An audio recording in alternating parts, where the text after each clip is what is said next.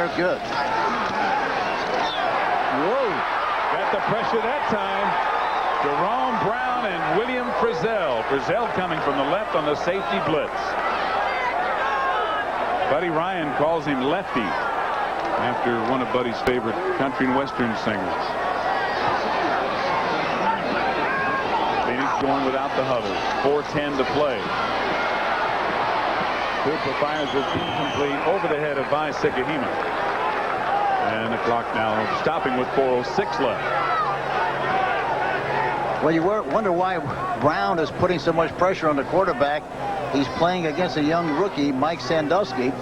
And, you know, that's quite a responsibility for a youngster who is starting for the first time. Not today, of course, but starting as a rookie. There's Sandusky. Sandusky, a rookie from the University of Washington at 6'2" and 285. When Phoenix got to the 14, that was their deepest penetration of the day offensively, but they're now back on the 24 after the sack. Tupa just does get it away, and it's almost picked off. Tipped by Seth Joyner, and again it was intended for Jay Novacek. Tupa took a shot again. And of course the defense loves it when they know you're going to throw. There's not much indecision on the part of what they're going to do. And they put those ears back and really fly in there. Did you see the chart on his wrist? He has a cuff on his left wrist with the plays written on it. It's a laundry list. Yeah, it's a little cheat sheet there. There it is. Just above and over the sweatband. And he's got plays written on that to help him when they're called because of his inexperience. 4th down. Again under pressure. Picked off. William Frizzell coming the other way. Out to the 32. Louis Sharp and Lance Smith make the tackle. A 28-yard interception return as the Eagles try to put it away. Frizzell came into the game with 2 interceptions. Now he's got 3. Number 33. Looks like they're just playing a zone. Dropping back, looking at the ball. Look at him jump in front of the receiver. Frizzell, number 33. And watch the hit. Watch the hit. Pitts really gives him a shot right about the time he got rid of the football. Number 74, Mike Pitts. And that's one interception Tupa was spared having to watch as William Frizzell picked it off and brought it back 28 yards. Frizzell's 3rd interception of the year and the 7th Phoenix turnover of the day. And a Philadelphia Eagle was shaken up. Andre Waters way back across the field, now walking off, was shaken up. A reminder again that 60 Minutes will be up next, except on the West Coast where you will see it at its regular time. And the rest of the lineup tonight following 60 Minutes, of course, Murder, She Wrote, and then the CBS Sunday night movie The Big Easy, starring Dennis Quaid and Ellen Barkin. All tonight, next here on CBS. Time to go home as loyal Phoenix fans stayed for the drive down the field, but with Philadelphia in control and 3:51 left on the clock, they're leaving. Mark Higgs banging forward across the 35. Higgs playing in place of Keith Byers. 17-5. Philadelphia, and Buddy Ryan, having known going into the game that the New York Giants won, they had to win this game to keep pace. Well, sometimes, you know, when you know the score before you start to play your game, there's a little bit of a letdown because you're pulling for the Giants, you know, to lose, and then you find out that they win, and I think sometimes subconsciously there's a little letdown and that you don't realize exists. But Buddy and his staff did a great job of making adjustments, and the little squeaking at halftime, they got him back in the form that they should have played to begin with. Higgs again on 2nd down and 6, picks up a couple. And of course, right away, timeout called by the Cardinals to preserve what time they can, since they did not allow the 1st down.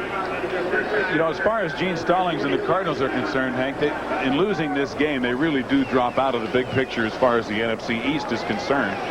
And with the leading team, the Giants winning, they'll fall another game back.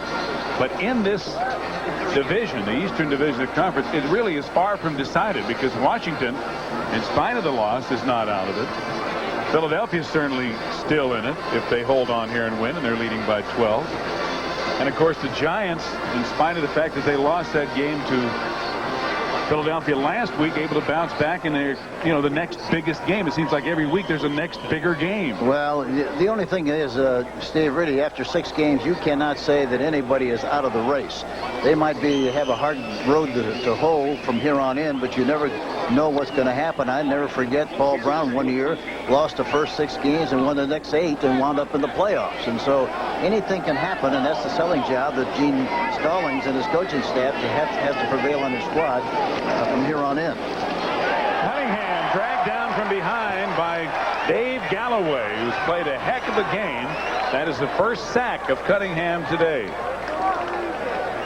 Galloway really playing the defensive right end, and he's another player that's played a variety of positions, but I don't think anybody got a block on him.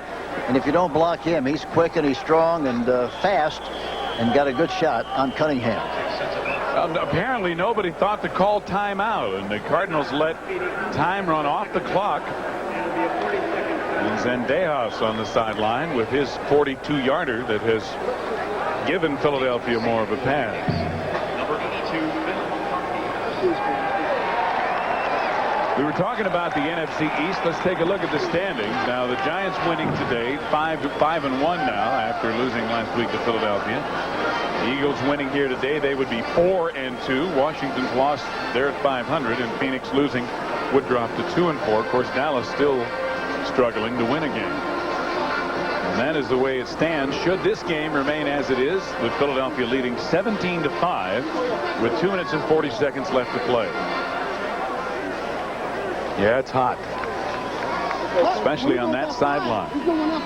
You have no shade over there, and especially when you wear the dark jersey. That's right. And that's that why makes Phoenix, a big difference. That's right. That's why Phoenix insists not only the shaded side, but in wearing white at home.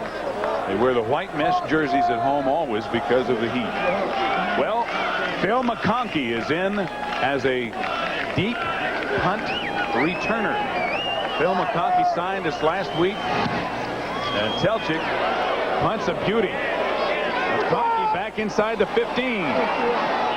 Good move as he gets across the 25 to the 26. So the former New York Giants return man wasn't McConkey back 13. Wasn't McConkey excited when we talked to him yesterday? He came in about the time we did, and he could hardly wait to put the uniform on.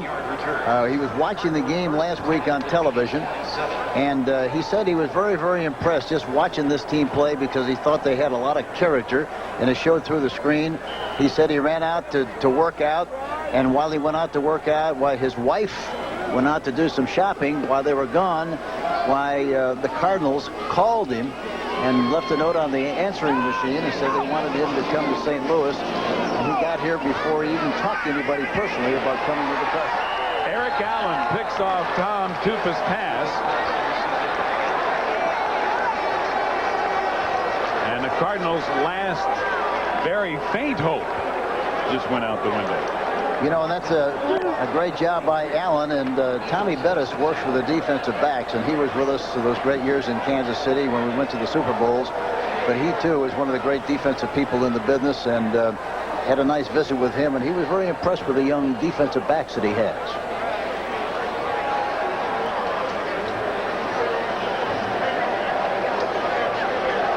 So with just 2:23 left on the clock, and the scores of other games still underway, and those that are completed, Philadelphia now will just have to run it out to preserve their 17-5 victory.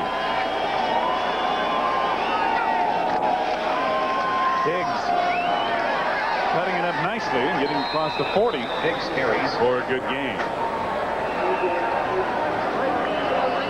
Ken Harvey makes the tackle, and Phoenix calls timeout with 2:13 to play. You know, Phoenix in the second half had 7 possessions, 4 turnovers, 3 punts. Complete reversal of what happened in the first half. Well, you know, you were talking about 2 halves of a season, Hank. You can't write anybody off after 6 games. And I think that's indicative of a game. I mean, a season is like a game.